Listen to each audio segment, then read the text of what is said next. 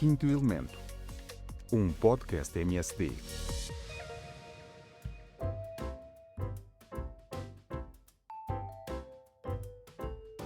Olá a todos, chamo-me Paula Martins Jesus, sou diretora médica da MSD Portugal e é com enorme entusiasmo que vos dou as boas-vindas ao podcast Quinto Elemento.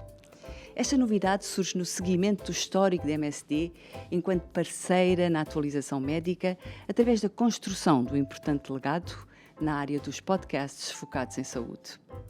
Com o Quinto Elemento, elevamos a fasquia. Queremos ir para além da atualização médica e mergulhar nas questões fulcrais que moldam o futuro da saúde com a inteligência artificial, com a nossa aliada nesta jornada. Contamos com um painel de luxo composto por 4 ilustres representantes de várias especialidades. Cristina Gavina, cardiologista. Filipe Frois, pneumologista e intensivista. Hugo Rodrigues, pediatra e Mónica Nave, oncologista. E a inteligência artificial não será apenas um tema de discussão, mas uma participante ativa, um quinto elemento do nosso painel. O nome Quinto Elemento simboliza a inteligência artificial como um componente essencial que se junta aos 4 elementos clássicos para criar algo novo e transformador. Funcionará assim como um poderoso aliado, um catalisador, amplificando as nossas capacidades enquanto profissionais de saúde. Imaginem só as perspectivas que nos poderá trazer. Ao longo de vários episódios, vamos dissecar temas cruciais, como o impacto da inteligência artificial na telemedicina, na medicina personalizada e na responsabilidade médica. Vamos abordar abertamente temas sensíveis, muitas vezes até considerados tabu na doença crónica, como por exemplo a sexualidade, a importância de uma abordagem multidisciplinar, a atividade física e a nutrição.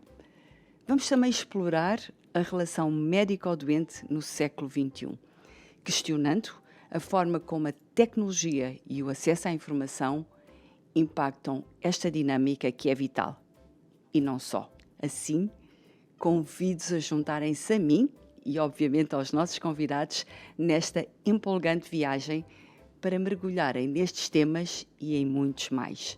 Não se esqueçam, subscrevam o Quinto Elemento no Spotify, na Apple Podcasts ou no YouTube Music para não perderem nenhum episódio.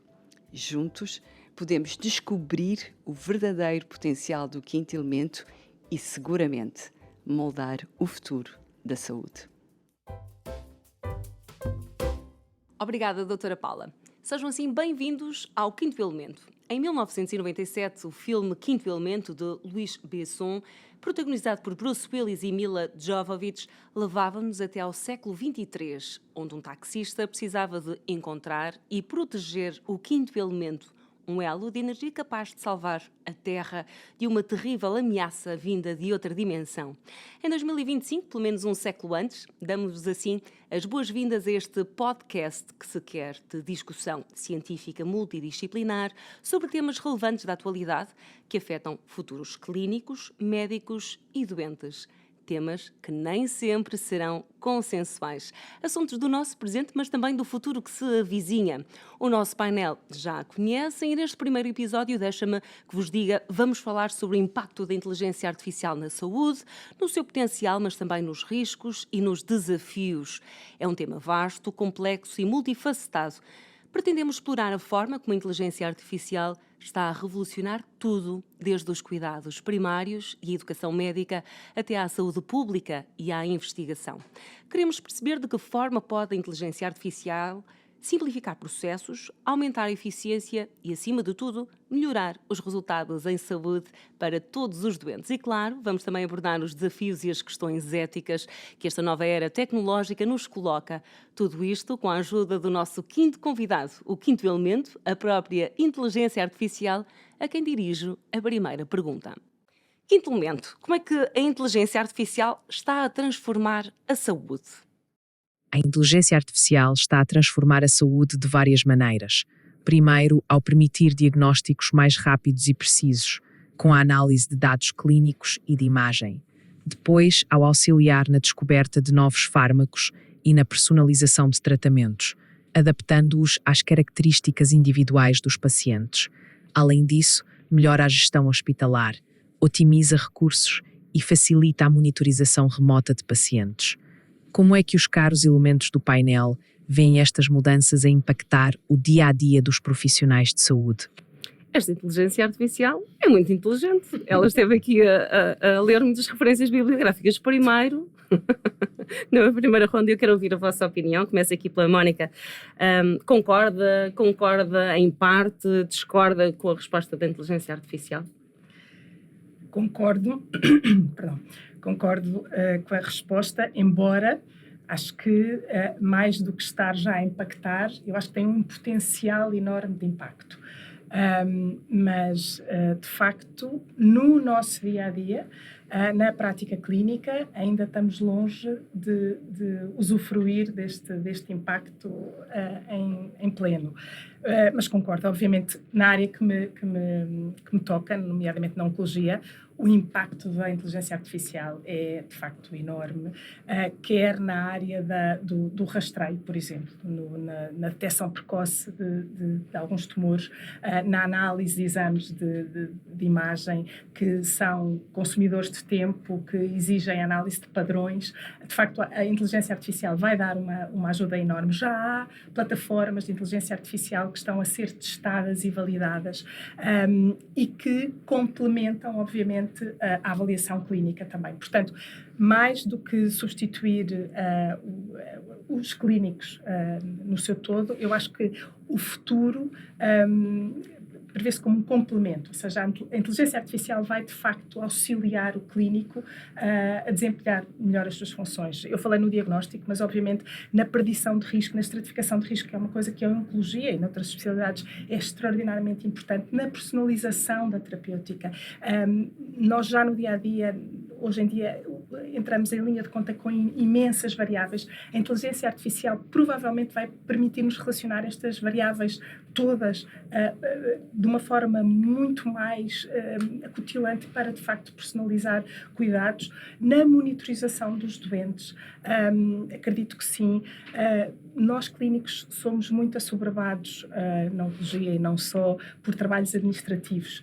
Os registros clínicos, eu acredito que plataformas de inteligência artificial bem desenhadas, bem concebidas, possam reduzir o tempo que nós consumimos, nomeadamente em registros clínicos, pode extrair a informação de facto necessária e gravar a informação necessária da interação clínica entre o médico e o doente, e isso obviamente vai-nos reduzir o tempo que despendemos nessa atividade paralela, que não deixa de ser importante, mas que se calhar não é tão nobre, e permitir-nos dispensar mais tempo ao doente. Portanto, eu acho que há um potencial enorme, e atenção que eu sou algo conservadora nas coisas, portanto, mas reconheço que há um potencial enorme, que nos cabe a nós saber usá-lo com cautela, e acho que nunca substituirá, obviamente, o médico. E mais à frente falaremos também dos riscos. Hugo, concorda, discorda? Como é que a inteligência artificial, ainda estamos só no domínio do potencial, ou no seu dia-a-dia, enquanto pediatra já tem aqui, já recorre à inteligência artificial para... imagine, para tornar alguns processos mais eficientes e, na verdade, conseguir mais tempo para estar com os seus pacientes? Sim, eu estava maravilhado a ouvir esta resposta do quinto elemento, porque pensei, bem, vou ter mais tempo livre, porque efetivamente, se colaborar no diagnóstico, no tratamento e na gestão, nós praticamente ficamos sem trabalho, portanto não sei muito bem o que é que vamos fazer.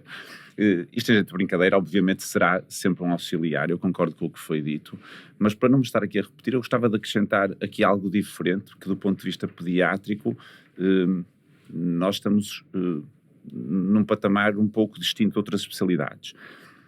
A pediatria é uma especialidade que mudou muito nos últimos anos e mudou muito com duas vertentes principais.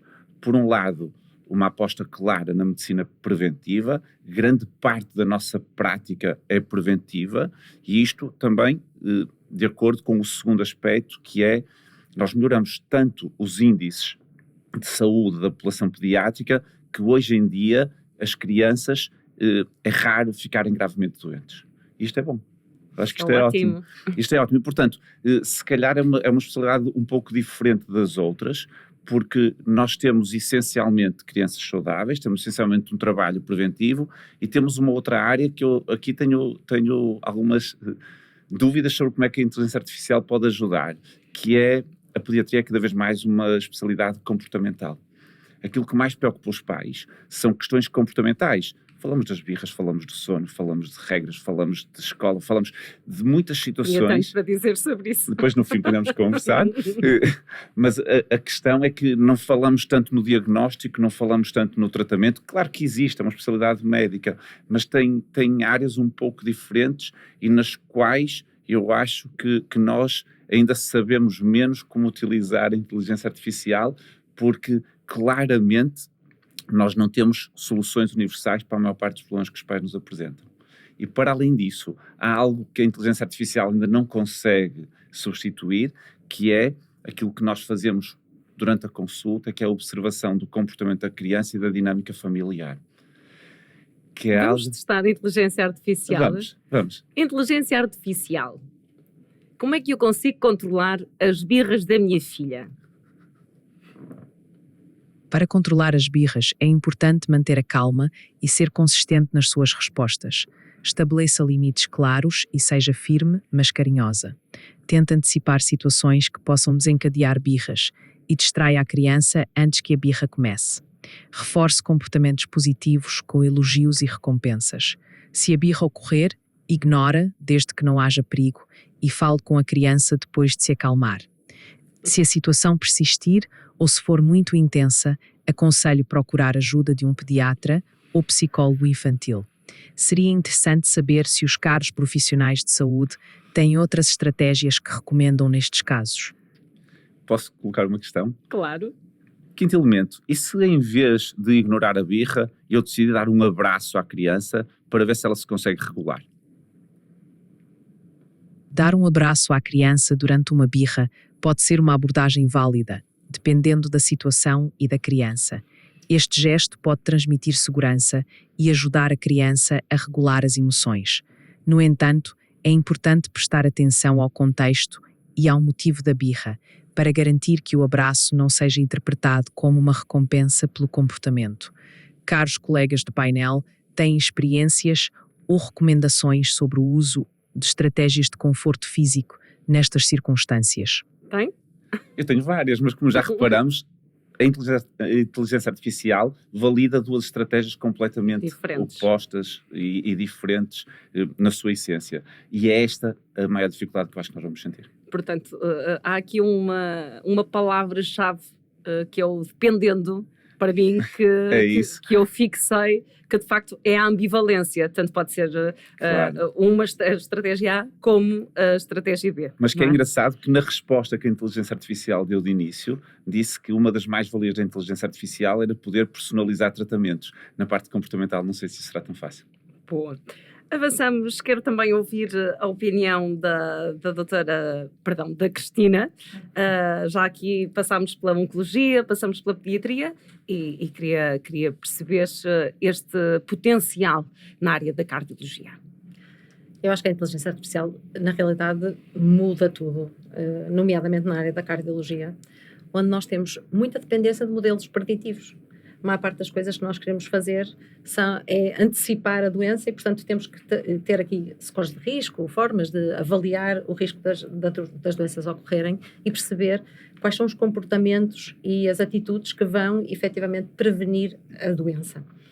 E, portanto, esta capacidade de integrar uma série de informação e de conseguir fazer com que esta informação nos possa melhor orientar para aquele caso específico qual vai ser a abordagem que eu vou ter, vai ser crucial. Está a falar de cruzamento de dados, presumo? Não. Sim, completamente, porque há uma série de informação, que não é só a informação que está nos nossos registros clínicos, é aquela informação que inclusivamente os nossos wearables, que todos nós andamos todos os dias, vai nos trazer e que vai permitir, em certa forma, associar e começar a perceber os tais padrões, que são basicamente onde eu acho que a inteligência artificial vai ser incomparavelmente melhor que nós, é identificar padrões e a conseguir, através desses padrões, estabelecer estratégias que possam realmente ser eficazes.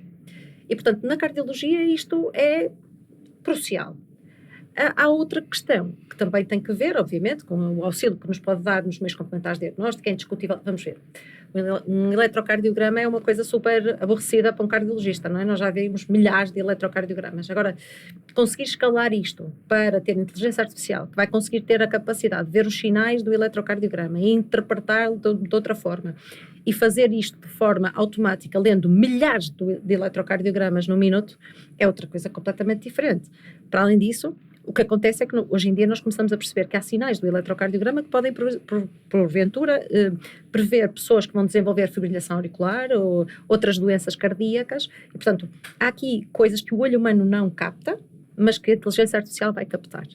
Mas, acima de tudo, onde eu acho que a diferença vai ser maior, vai ser na acessibilidade aos cuidados. Ou seja, onde eu neste momento tenho muita dificuldade de chegar são as pessoas que estão em áreas mais desfavorecidas, onde na realidade eu não consigo provavelmente fazer uma consulta de cardiologia porque não tenho lá cardiologistas.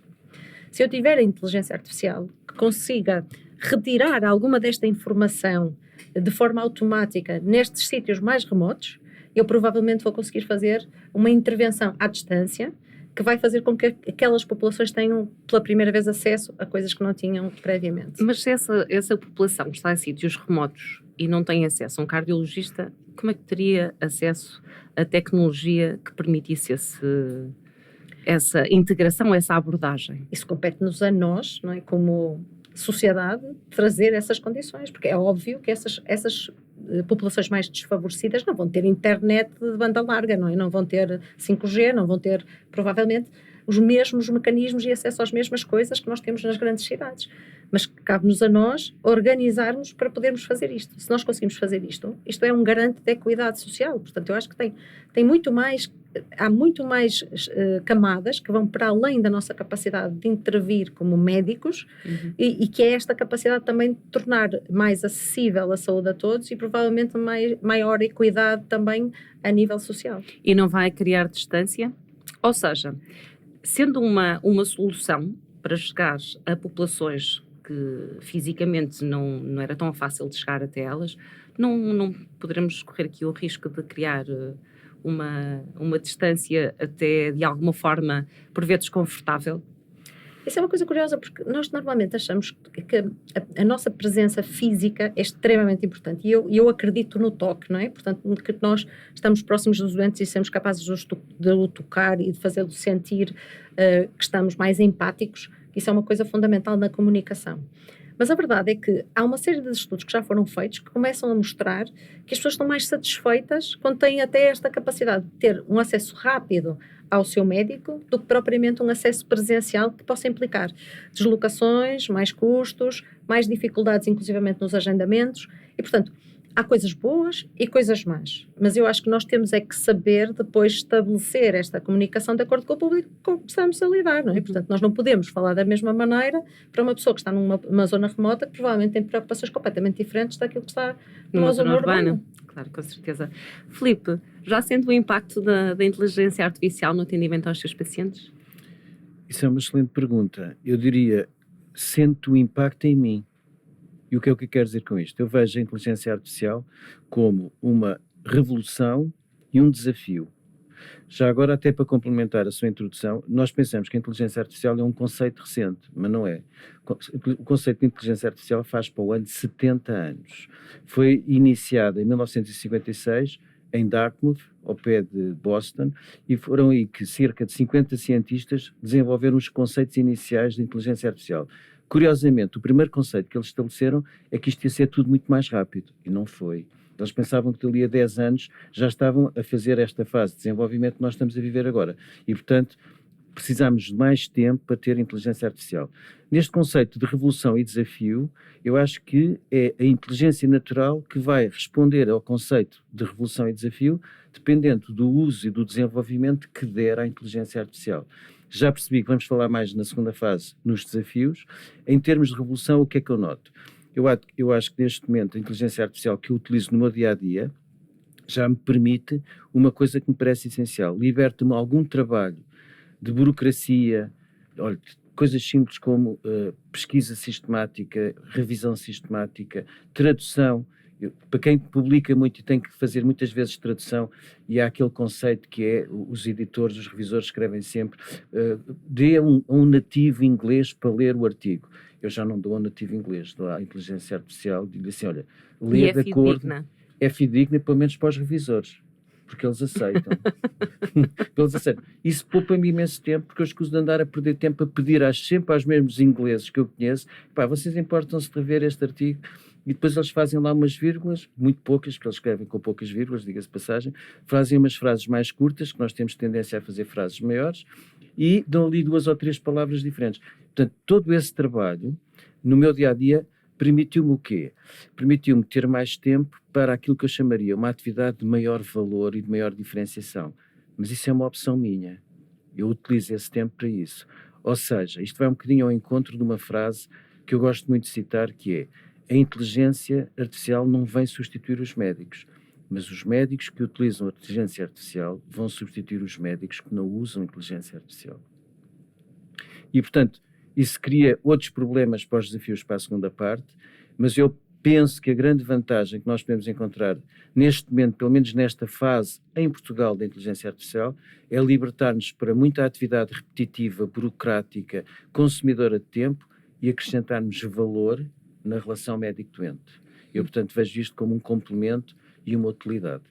Tenho desafios que é preciso acautelar-nos. Mónica... Claro que Posso sim. interromper e fazer uma pergunta já agora ao Filipe, mas no dia-a-dia já utiliza, para além do chat GPT, outras plataformas de inteligência artificial ou estamos a falar de chat GPT? Já há 2 ou 3 há chat GPT, há 2 ou 3 ferramentas que me parecem essenciais. Ele usa Copilot. Que é o Copilot. Uma delas, por exemplo, é a capacidade de análise de dados imagiológicos em grandes quantidades, nomeadamente através da comparação de imagens, sobretudo de tags. Eu acho que isto aqui tem um potencial enorme em rastreio. Concordo. Rastreio. Mas ainda não estamos a usar isso em Portugal, certo? Nós não estamos. Eu sei, mas já existe. Nós não estamos. Mas isso é o desafio. E na área da oncologia, por exemplo, nos Sim. Estados Unidos é E muito da medicina personalizada. Sim. E eu já tenho falado com algumas pessoas que estão a utilizar medicina personalizada e desenvolvimento personalizado de fármacos que podem ir ao encontro dessas especificidades. Agora, se me perguntar, isto é de Portugal? Não. Esse é que é o desafio. Sim. O desafio, e eu vou lhe dizer isto numa frase, é o agravamento das desigualdades. Sim, concordo. É isso. É que na prática clínica eu penso que, tirando ferramentas como o ChatGPT, ninguém em Portugal está ainda a usar plataformas de inteligência artificial para prestar cuidados de saúde. Mas que existem lá fora. Eu penso que já existem na parte da imagiologia, já há hospitais. Já há Sim. esses que têm. E privados. Na avaliação ortopédica de radiografias, e isso acho que já. E há uma coisa curiosa, porque já há clínicos a utilizarem para, de alguma forma, suportar a consulta médica. Isto é, fazer o resumo da consulta médica sem nós termos que estar em frente ao computador a escrever. E isso já acontece em Portugal. E há mesmo uma empresa de startup aqui em Portugal que está a fazer esse trabalho. E há uma coisa que nós podemos utilizar no nosso dia-a-dia. Nós temos às vezes uma doença menos frequente e podemos pedir rapidamente uma revisão bibliográfica sobre esse tema e em poucos segundos temos uma atualização, como o Quinto Elemento já nos deu aqui alguns exemplos. Até na identificação de sintomática, por exemplo? Da identificação de sintomas? Identificação de sintomas nunca utilizei. Agora, com um diagnóstico, muitas vezes uma prevalência, um estudo das melhores abordagens diagnósticas e terapêuticas, isso pode ter impacto na nossa consulta, e pode nos libertar para fazer algo de mais valor. É isso que eu procuro utilizar. E já avançamos imenso na nossa conversa. Há bocadinho a Cristina levantava aqui a ponta do véu, por assim dizer, sobre a telemedicina. E na oncologia? Na oncologia, bem, a telemedicina, nós começámos a ter... Assistida por inteligência artificial, naturalmente. Nós começámos a praticar telemedicina na altura da pandemia, penso que isso foi transversal a todas as especialidades. Ainda assim, percebemos que há situações em que, de facto, como a Cristina também já referiu, é importantíssimo em oncologia o contacto presencial, o toque, daí a minha questão, olho não é? olho, claro, exatamente. E, portanto, Depende um bocadinho do contexto clínico, da fase da doença, se é um primeiro contacto, se não é um contacto, do histórico que temos com aquele doente. E neste momento, na minha prática clínica e na prática clínica de muitos oncologistas, são duas atividades que se complementam, ou seja, a consulta presencial e a atividade assistencial presencial e a atividade remota, nomeadamente através de telemedicina. E a impressão que nós temos, e fizemos uma revisão já desses dados, é que, dependendo do contexto, os doentes até preferem, em algumas situações, a telemedicina. Portanto, há espaço para tudo, continua a ser importantíssimo o contacto presencial em determinadas situações. Uma primeira consulta, por regra, não fazemos à distância. É uma consulta longa que pressupõe uma presença física, um toque, um olhar, mas muitas vezes consultas de vigilância, consultas de follow-up, doentes de acompanhamento, doentes que moram longe, e a receptividade tem sido ótima a estas consultas de telemedicina. Portanto, a telemedicina, eu acho que se passa o que se vai passar em relação às ferramentas de inteligência artificial. Vão complementar e penso que melhorar a nossa prestação clínica. A minha pergunta mais polémica fica para o Hugo a propósito deste tema. Como é que vê o futuro da telemedicina, o papel da inteligência artificial, partindo da base, que é da sua especialidade médica, que é a pediatria? Sim, nós habitualmente, eu acho que de modo geral, os pediatras não gostam muito da telemedicina pela questão de ver o comportamento, da interação, do toque, mas isto é paradoxal, porque se a especialidade que faz telemedicina há muitos anos é a pediatria, o telemóvel de um pediatra tem vida própria, toda a gente sabe isso. E tem horas próprias. Não é 24 sobre 24. E apesar de nós todos criticarmos isto um pouco, esta questão da telemedicina, particularmente na especialidade de pediatria, nós já fazemos acompanhamentos à distância há muito tempo. Há muito tempo. E cada vez mais. E portanto, isto deixa-me um pouco ambivalente. Eu acho que, se calhar, vou dizer que sou contra a telemedicina para ver se o meu telemóvel fica um bocadinho mais sossegado também. Não, mas a verdade é que a maior parte dos problemas, e ainda pegando um pouco na ideia que eu disse há pouco, as doenças graves são cada vez menos frequentes. Grande parte das situações nós conseguimos resolver em pouco tempo, mesmo à distância. E, portanto, aqui a telemedicina, mesmo não estruturada, vai fazer parte e vai continuar a fazer parte do nosso dia-a-dia. Onde é que entra a inteligência artificial aqui? Eu sinceramente não vejo que vá ser um grande acrescento de qualidade aqui, a não ser que as pessoas se sintam tranquilas, e aí depois tem de ser a parte dos utentes, se sintam tranquilas a ter este apoio por bots de inteligência artificial e não pelo médico em quem eles confiam. A sociedade ainda desconfia da inteligência artificial. Estou a falar da sociedade portuguesa, atendendo aos vossos pacientes, às pessoas com quem vocês lidam no vosso dia-a-dia. Ainda há aqui muita suspeição, ou não? Eu acho que a confiança é progressivamente crescente, mas ainda há precisar sempre da validação de alguém que eles confiam presencialmente. E acho que, em particular, com crianças, este salto vai ser mais lento. E, portanto, não prevejo que haja assim um avanço super rápido na aceitação das pessoas com este tipo de atendimento à distância e só da responsabilidade da inteligência artificial. Filipe, há pouco falava das vantagens da inteligência artificial, por exemplo, para quem publica muito. A Cristina quer acrescentar ainda aqui? Não, eu só gostava de dizer, completando aquilo que eu gostava de dizer, não é? Portanto, que o que me parece é que há aqui uma questão que nós não estamos a considerar, que é a inteligência artificial pode nos ajudar na telemedicina, no aspecto de que provavelmente consegue reunir, antes sequer de nós fazermos a consulta, a visita, preparar uma série de informação e deixarmos para a consulta. Isto é, Se nós pensarmos que, por exemplo, o levantamento da medicação na farmácia, quais são os medicamentos que o doente efetivamente está a tomar, todas estas coisas nós já conseguimos recolher de forma automática. E a informação dos gadgets, a informação de saúde, Tudo. isso. Ou seja, todas estas coisas podem já Aumentam a estar... eficiência depois da Com consulta. certeza, é isso. É que é exatamente a capacidade de eu, no pouco tempo que tenho, rentabilizar o tempo. Aliás, como o Filipe já tinha dito, rentabilizar o tempo para fazer estas coisas. Portanto, quando nós falamos em telemedicina, estamos a falar muito mais do que a visita médica, digamos assim. Nós estamos a falar da possibilidade de termos uma série de informação que nos vai ajudar a tomar decisões e que vão ser muito rapidamente incorporadas.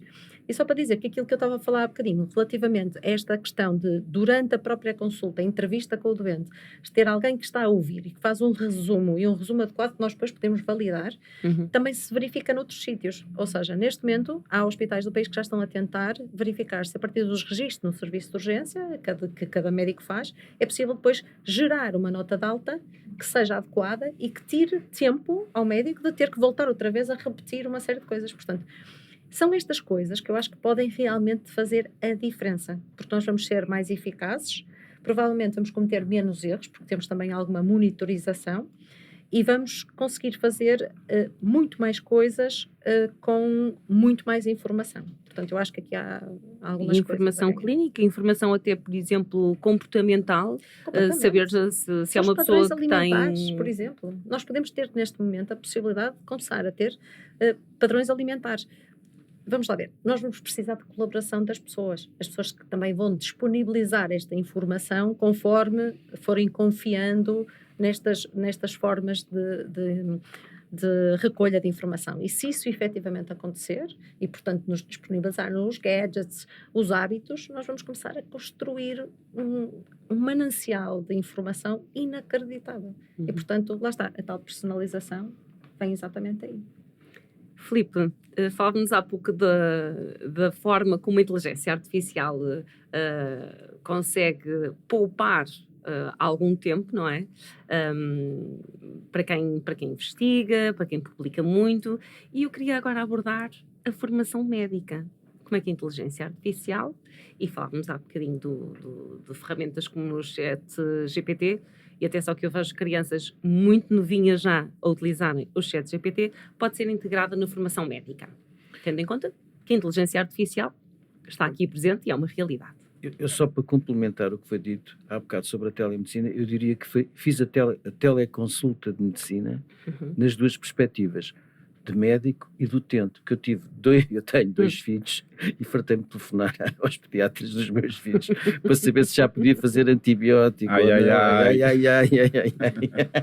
E portanto, eu acho que aqui a maior parte de nós já fazíamos o conceito de telemedicina, mas era um conceito diferente, porque era um conceito diferente baseado só no telemóvel ou no telefone.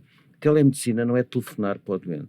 É uma consulta em que não há a presença física do doente, mas nós temos maneira de, através de inteligência artificial, integrar toda a informação prévia. Ninguém vai para uma consulta só para saber como é que o doente está, se precisa de renovar a medicação. Por isso basta o telefone, não é preciso ter mais nada. Geralmente a telemedicina que se faz nos dias de hoje é a pessoa já analisou o conjunto de informação que tem e aqui a inteligência artificial pode-nos rentabilizar esse tempo e quando nós falamos com o doente muitas vezes é para saber como ele está e nomeadamente muitas vezes até é para ou marcar uma consulta presencial mais próxima ou transmitir-lhe confiança na manutenção da terapêutica que ele está a fazer.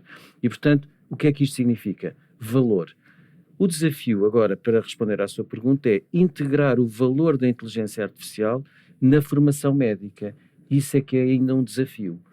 O desafio é, e isso muitas universidades americanas estão a elaborar consensos sobre a nova utilização da inteligência artificial na nova formação médica e têm que abordar, a meu ver, alguns regulamentos básicos antes de darmos esse passo tão importante.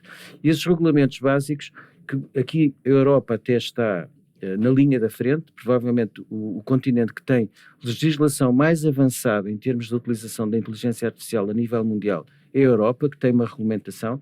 E o que é que a Europa procurou estabelecer? Regulamentar acesso a conteúdos. Será que todos os conteúdos podem ser acedidos da mesma maneira? Então vou lançar aqui uma provocação. Ainda esta semana, e estou aqui a fazer uma referência temporal, Há aqui um contexto internacional novo, diferente. Houve eleições nos Estados Unidos, há uma nova administração na Casa Branca e nós ouvimos altos responsáveis da Casa Branca a falar a propósito da inteligência artificial que é preciso regular, mas o excesso de regulamentação mata a inteligência artificial. E estou a citar.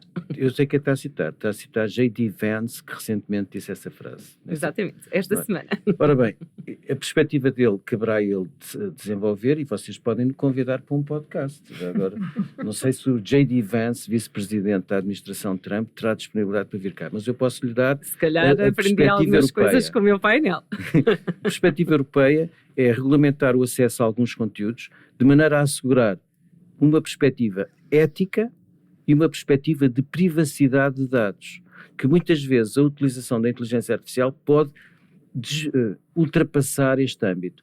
E neste momento o que também é fundamental é que as pessoas percebam que os conteúdos que estão a aceder, se são ou não desenvolvidos pela inteligência artificial, é aquilo que ele chama o tag, a identificação. Portanto, nós temos que conciliar controle de alguns conteúdos, ética no acesso aos conteúdos, respeito pela privacidade do doente e identificação da origem desses dados. Numa perspectiva, por exemplo, de intervenção ética, é extremamente complicado quando a inteligência artificial para si tem acesso a dados e propõe intervenções. Nós temos um Regulamento Geral de Proteção de Dados que muitas vezes nos impede de ter acesso a toda a informação. Lei RGPD. O RGPD. E, portanto, estamos a dar os primeiros passos, isto é aquilo que é chamado vulgarmente as dores de crescimento, e o que é que na minha perspectiva isto valoriza? A intervenção humana, a inteligência artificial. Nós temos todos os argumentos para que seja a inteligência natural a condicionar o uso e o desenvolvimento da inteligência artificial. É esta, a meu ver, a grande vantagem que nós temos. O desafio será a progressão da inteligência artificial para aquelas formas que já começam a ser denominadas pela inteligência geral artificial, que já se torna autónoma. Aí é que poderemos ter problemas no controle a conteúdos, no controle a conteúdos de perspectiva ética, a privacidade do doente e a dificuldade na possível utilização por forças não controladas pela inteligência natural a esses conteúdos. Eu posso só acrescentar aqui algo, porque estava a ouvir o Filipe e estava a fazer aqui um paralelismo com algo que é a utilização dos ecrãs na infância. E a utilização dos ecrãs na infância tem sido alvo de intensa investigação, inclusive temos recomendações recentes, seja da Academia Espanhola de Pediatria, seja da Sociedade Portuguesa de Neuropediatria, que vão no sentido de limitar cada vez mais a utilização dos ecrãs na infância, baseado numa série de estudos, nomeadamente alguns recentes que demonstram que parece haver uma diminuição até do volume cerebral das crianças que utilizam precocemente os ecrãs. E ao longo destes anos em que nós vamos avaliando esta questão, temos percebido que os benefícios que existem da utilização dos ecrãs nos primeiros anos de vida, e é aí que eu vou chegar, para as crianças, para o desenvolvimento infantil, só existem quando a qualidade é boa, o tempo não é excessivo e, acima de tudo, quando existe a participação de um adulto. Inteligência natural. Só existe benefício da utilização de ecrãs em determinados contextos. Estou a falar dos primeiros anos de vida e não estou a falar de inteligência artificial. Estou a falar da utilização genérica dos ecrãs. Quando existe interação com o adulto. E, portanto, dificilmente nós vamos ter sistemas que vão abolir completamente a necessidade da presença de um humano, seja para o benefício do desenvolvimento das crianças, seja para algum crivo crítico na utilização da inteligência artificial, e acho que nós não podemos cair na tentação de deixar cair isto, porque nós fizemos isto com os ecrãs na infância e estamos a pagar agora. Achamos que os ecrãs na infância muitas vezes poderiam substituir os adultos e agora estamos a correr atrás do prejuízo. E com a inteligência artificial deveríamos aprender isto e não deveríamos dar liberdade total, nunca poderemos dispensar, na minha opinião, isto é mais uma opinião pessoal até do que propriamente científica, nunca poderemos dispensar a participação humana, porque senão vamos atrás do prejuízo e aí vamos perder anos e vai ser difícil dar a volta a isto, que é o que acontece agora com a utilização dos ecrãs. Temos a Sociedade Portuguesa de Neuropediatria que diz que até aos 3 anos não se deve utilizar ecrãs, 0, e temos a Academia Espanhola de Pediatria, com as recomendações de dezembro de 2024, que diz que até aos 6 anos os ecrãs devem ser 0. Eu gostava de ver como é que as famílias vão pôr isto em prática quando as rotinas hoje em dia giram todas à volta dos ecrãs, quando as rotinas dos pais giram à volta dos ecrãs. Quando o próprio sistema de ensino Até isso. integra também os ecrãs. E acho que, apesar de não ser exatamente igual, devíamos beber um bocadinho desta experiência para não correr o mesmo risco. Diga, Filipe. Não, até só para complementar o que disse o Hugo, há alguns países que já estão a introduzir no sistema legislativo de ensino algumas limitações à utilização destas ferramentas Nomeadamente digitais. no norte da Europa, não é? Nomeadamente no norte da Europa. Precisamente para saber desenvolver a inteligência natural e utilizar a inteligência artificial não para substituir a inteligência natural, mas como complemento para dar Uma mais ferramenta. possibilidade como uma ferramenta. Se isso vai acontecer ou não, depende de nós. E depende dos interesses também que estão por Claro. trás disso, mas isso depois... Essa é a entrevista do J.D. Vance. Exatamente. Eu gostava só de voltar àquilo que nós estávamos a falar sobre a educação médica, que em certa medida também está muito relacionado com isto, que é a necessidade que nós vamos ter de ajustar aquilo que estamos agora a ensinar nas escolas médicas, mas perceber que a inteligência artificial não pode substituir o raciocínio clínico. Nem pode ser uma forma de facilitismo. Completamente. Portanto, o que é preciso nós percebermos é que isto vai nos dar a oportunidade de fazer, por um lado, educação muito mais personalizada, ou seja, cada pessoa pode ter um pacote de ensino mais, de certa forma, dirigido às suas dificuldades e, portanto, isso é um benefício.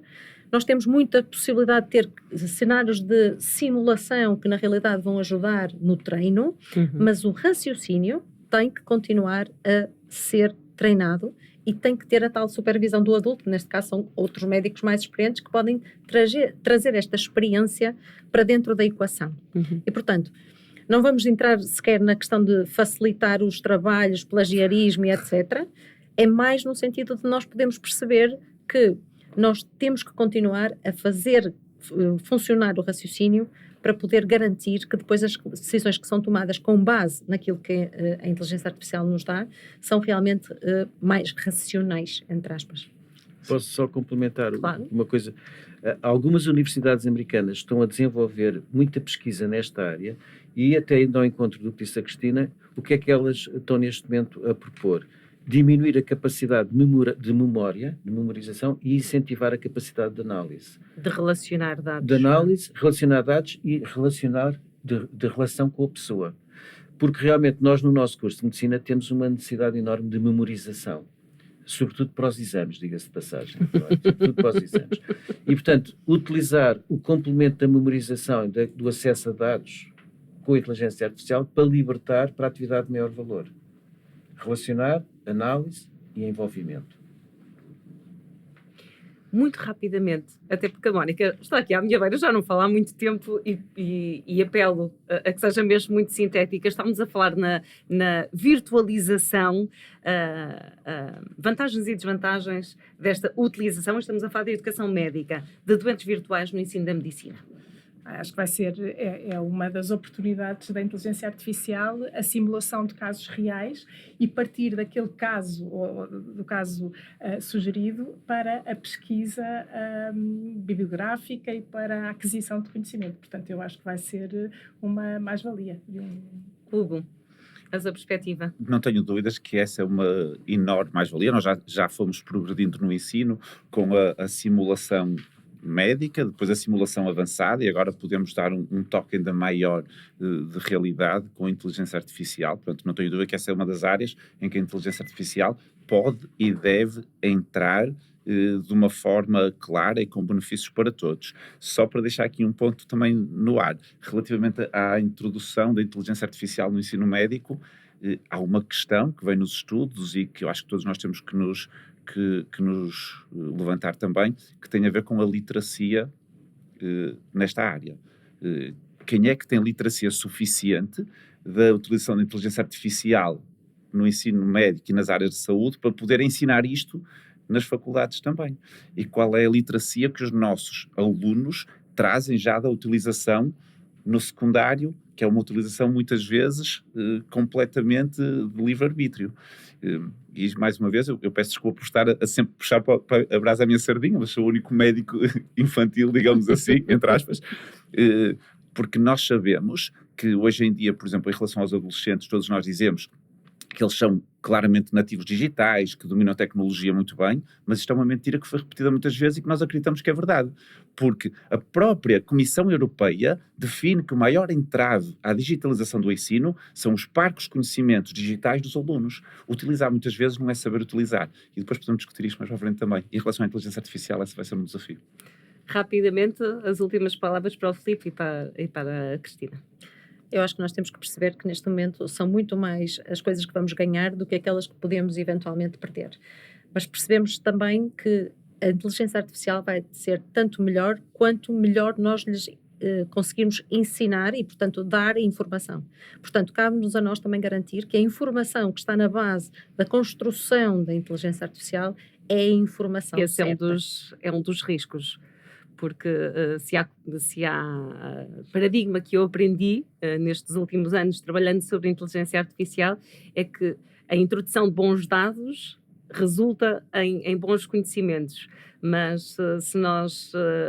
e pode acontecer, nós podemos criar viés ou Exatamente. podemos até introduzir dados errados que depois trazem aqui um risco acrescido. Filipe, mesmo para terminar. Eu diria que o grande fator de eficácia, utilização da inteligência artificial depende de nós humanos, nós, inteligência natural.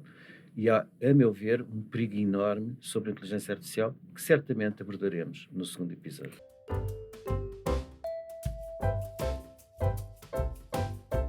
A produção deste podcast é da responsabilidade da RHP com Engenharia de Inteligência Artificial de Ruben Damaso, sonorização e edição de áudio de Rui Madeira. Quinto Elemento, um podcast MSD.